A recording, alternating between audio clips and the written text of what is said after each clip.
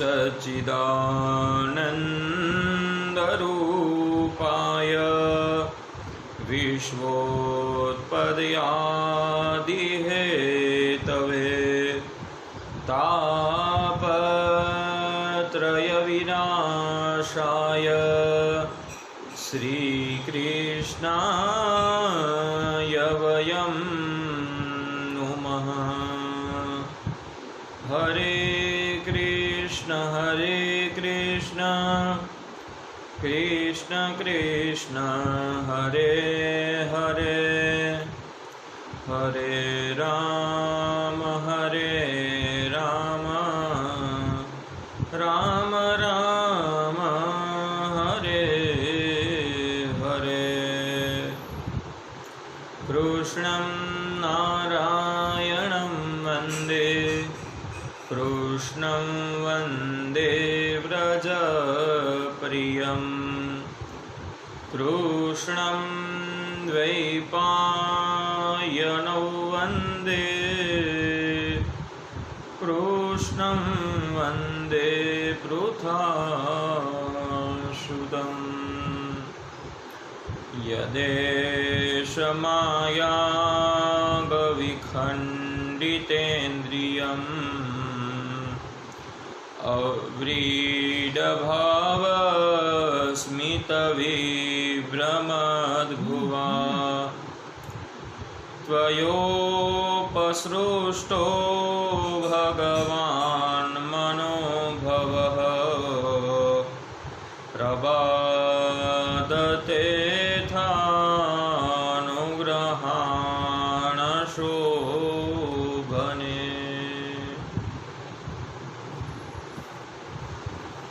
आप सभी को हमारा जय श्री कृष्ण, सादर नमस्कार। जय सोमनाथ जी, जय सिया। ये जो समय चल रहा है कोरोना का, जब प्रत्येक इंसान समय के चक्रव्यूह में आज फंस गया है। हमने प्रकृति को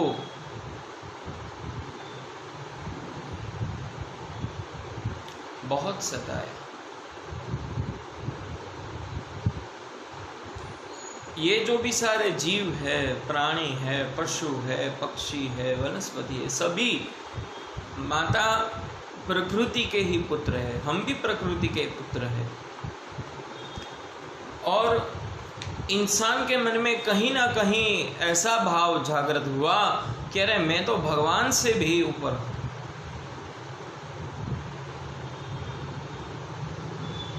और इसीलिए भगवान ने हमारी परीक्षा की। तो और ये परीक्षा में सफल कौन होगा? जिसने भक्ति का संचय किया है, जिसने प्रभु की शरण ली है, वही इसमें विजय प्राप्त करेगा। तो आज थोड़ी चर्चा करेंगे भागवत जी के चतुर्थ स्कंध पे, और पुरंजन आख्यान है, उस पे आज थोड़ी चर्चा होगी। पुरंजन एक राजा है जो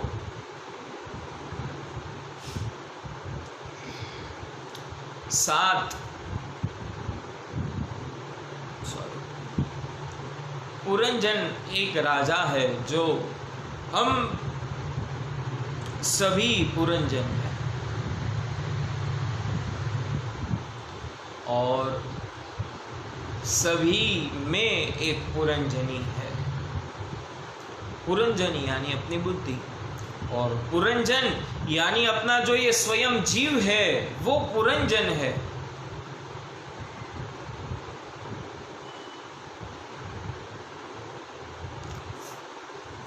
एक जो भी ये पुरंजन नाम का व्यक्ति था, उनका एक मित्र था अभिज्ञान। अभिज्ञान नाम का मित्र उसकी बहुत रक्षा करता था, उनके ऊपर कोई दुख ना आए वो उसके लिए सज्ज रहता था। परंतु एक बार पुरंजन उसको छोड़ के वहां से चला गया और ये जो अभिज्ञान है और कोई नहीं है, ये स्वयं प्रभु है। प्रत्येक जीव के साथ भगवान है, उनके अंतःकरण में विराजमान है प्रभु। और ये भगवान की अविज्ञात लीला है। आपने भोजन किया, भोजन करने के बाद आपके पास अगर 56 भोग भी रखे जाए तो आप उसमें से कुछ नहीं खा पाओगे। क्यों? क्योंकि आप तृप्त हो गए। इसी तरह अविज्ञात लीला में भगवान कहते हैं तुम कर्म करो, मैं तुम्हारे साथ हूं। जैसे हम भोजन करते हैं तो उसका डाइजेस्टिंग सिस्टम है, वो क्या हमारे हाथों में है?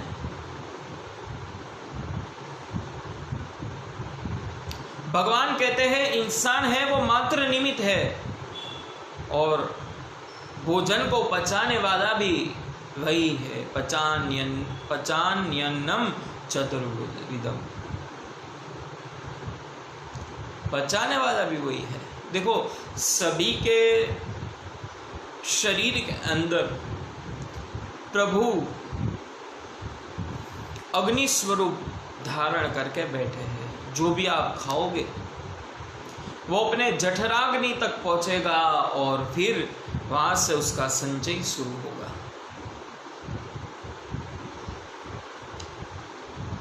इसलिए भगवान कहते हैं कि अविज्ञात स्वरूप में मैं तुम्हारी रक्षा कर रहा हूं, मैं तुम्हारे साथ हूं, पर तुम मुझ पे भरोसा रखो।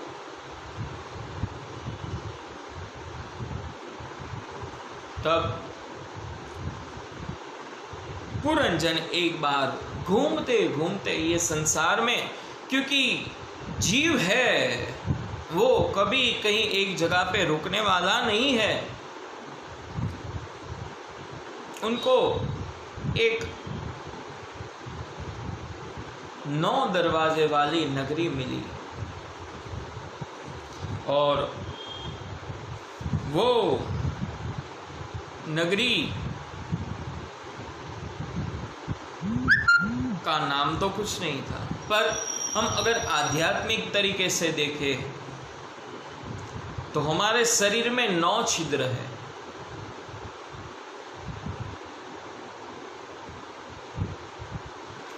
मुख पे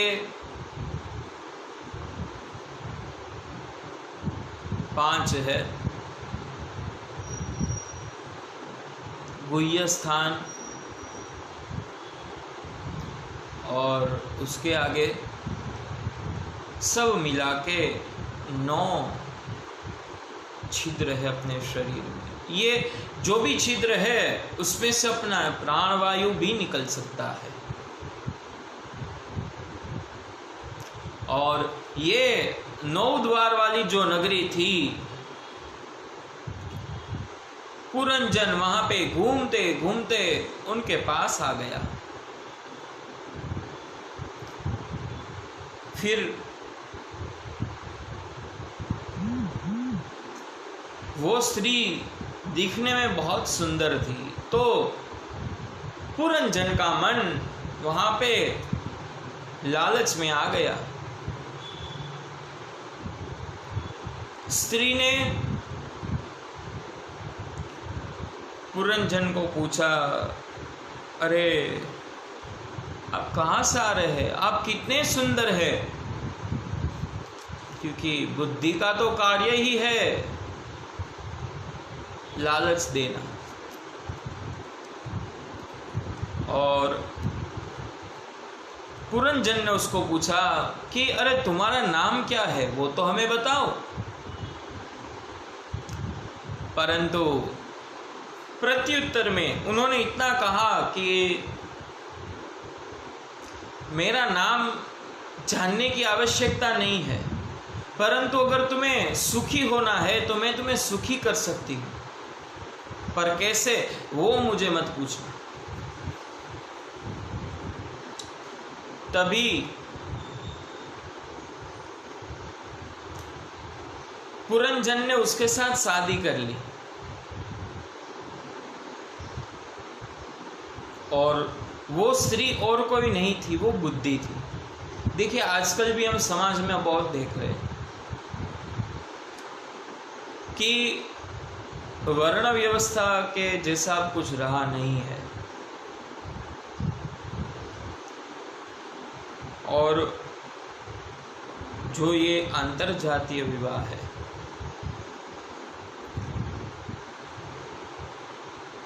उनसे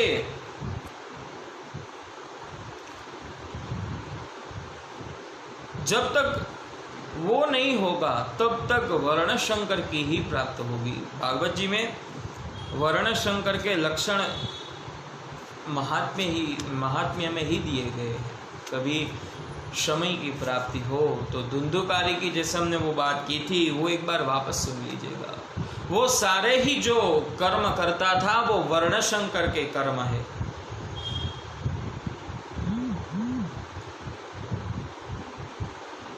उच्च कुल की स्त्री कभी अगर किसी नीच कुल वाले व्यक्ति से विवाह करती है तब जाके वर्ण संकर की उत्पत्ति होती है। अब और आजकल का समय ऐसा हो गया है कि मुझे ये पात्र पसंद है, मुझे उसके साथ विवाह करना है। ना तो गोत्र, धर्म, जाति कुछ देखा नहीं जाता है। परंतु ऐसे विवाह से समाज का तो कल्याण होता नहीं ही है, 100% की बात है, परंतु हमारे जीवन में भी बहुत दिक्कतें, परेशानियाँ होती है। आजकल हम देख रहे हैं, पहले के समय में इतने डाइवोर्स के केस कभी नहीं हुए थे। आज हम देख सकते हैं, हम जानते हैं, क्योंकि परमात्मा ने इंसान को बुद्धि रूपी तत्व है वो बहुत दिया है। तो वो सोच सकते हैं कि इनका भविष्य क्या है, परंतु हम प्रेम में अंध होकर वो चीज को नहीं सुन पाते, वो चीज को नहीं देख पाते। इसी तरह पुरंजन ने भी वो स्त्री से उनका गोत्र भी नहीं पूछा, उनका नाम भी नहीं पूछा, उनका कुल भी नहीं पूछा, उनका धर्म भी नहीं पूछा, और ऐसे ही शादी कर ली उसके साथ। क्योंकि बुद्धि थी ना पुरंजनी, और पुरंजन है वो जीव है। जब ये जीव बुद्धि में जब तक आसक्त रहता है तब तक वो कुछ प्राप्त नहीं कर सकता है। फिर आगे पुरंजन के वंश में उनको 1100 पुत्र हुए। जैसे जैसे समय व्यतीत होता गया वैसे ही ये 1100 पुत्र आपस में ही लड़ने लगे, क्योंकि बुद्धि से लिया हुआ निर्णय का जो फल आता है वो संकल्प और विकल्प में हमेशा लड़ाई करवाता है। तो जो संकल्प और विकल्प का युद्ध है वो तो हमेशा शुरू ही रहता है। इसलिए बुद्धि से जो जीव विवाह करता है उसको संकल्प और विकल्प के जैसे पुत्र ही प्राप्त होते हैं। जो भी अपनी 11 इंद्रियां है, 5 कर्म की इंद्रिय है, 5 ज्ञान की इंद्रिय है और 11वां अपना मन।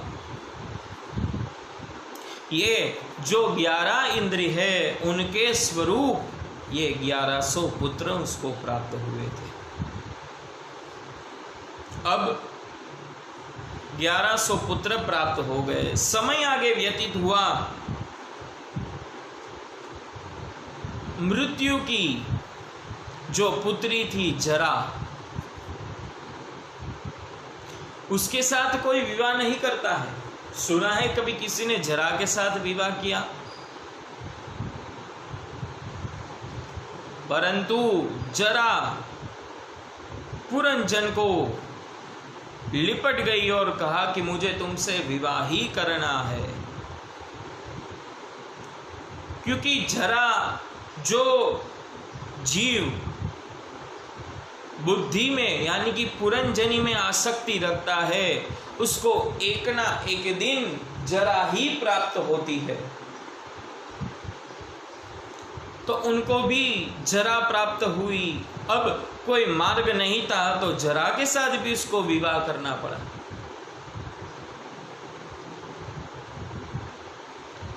जरा के साथ उसको 7 पुत्र प्राप्त हुए थे।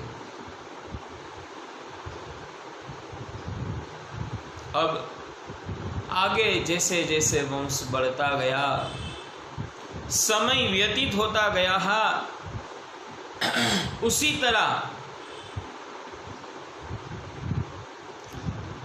अब पुरंजन को मृत्यु आने की देरी थी। तब मृत्यु का सेवक प्रज्वर आया, जो अंत समय का जो ज्वर है वो प्रज्वर है। वो प्रज्वर आया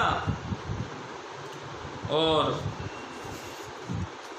उनके साथ उसको लेके गया।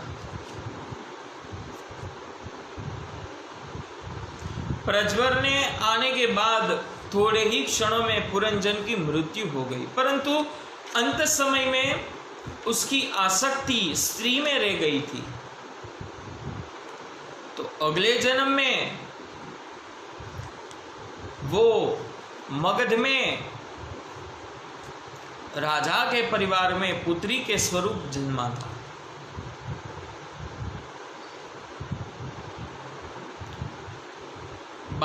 पुरंजन ने बाल्यावस्था और वृद्धावस्था को पुण्य एकत्र किए, तब ये जन्म में उनको राजा के वहां पे पुत्री का स्वरूप प्राप्त हुआ।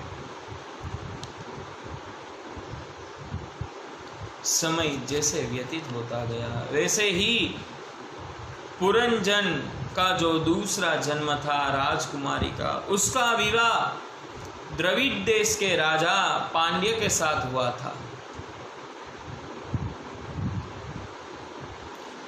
अब द्रविड़ देश है वो भक्ति महारानी का पियर है, जहाँ से भक्ति उत्पन्न हुई थी।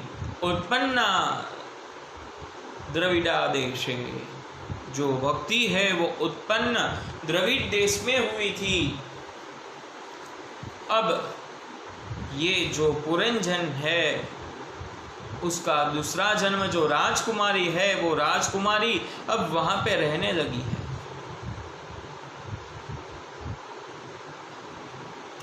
राजा पांड्य के द्वारा उसके वहां पे भी 7 पुत्र हुए।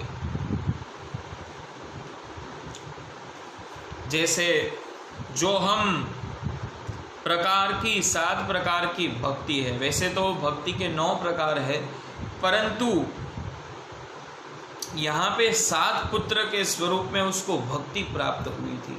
श्रवण, कीर्तन, स्मरण, पाद सेवन, वंदन, अर्चन और दास्य, ये 7 स्वरूप में उसको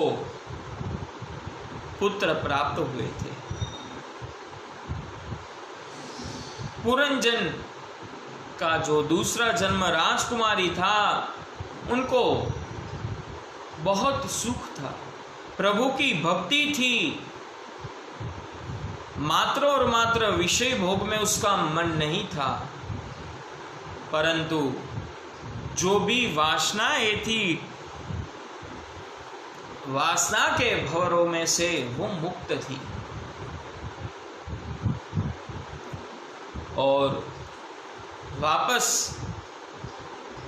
अविज्ञात वहां पे आया और राजकुमारी को उपदेश दिया।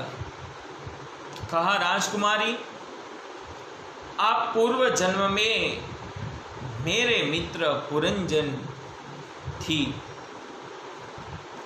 और इसलिए मैं आपको ज्ञान का उपदेश दे रहा हूं, सो आप स्वीकार कीजिए। तब राजकुमारी ने वो स्वीकार करते हुए कहा, उनको पूर्व जन्म का जो भी सारा वृत्तांत था वो स्मरण आ गया और उन्होंने कहा, अरे मित्र, मैं ये मोह के जाल में फंस गया था, अब तुम ही मुझे मुक्त कराओ। प्रत्येक जीव है वो वासनाओं के भंवर में फंसा हुआ है, उनको मुक्त करवाना हमारी प्रथम जिम्मेदारी है, हमारा प्रथम कर्तव्य है। तब अविज्ञात यानी कि ईश्वर ने उनको उपदेश दिया और मृत्यु समय में राजकुमारी भगवान को प्राप्त हुई, भगवान के चरण को प्राप्त हुई। इसी तरह जो जीव है वो कहीं ना कहीं आसक्ति के द्वारा भटकता रहता है, उनको कभी मुक्ति नहीं है। मुक्ति किसको है? जो संसार में रहते हुए भी किसी में आसक्ति नहीं रखता है, किसी में प्रेम नहीं रखता है, उनको मुक्ति शीघ्रता से प्राप्त होती है। और मुक्ति का अर्थ प्रभु के चरण को पाना है।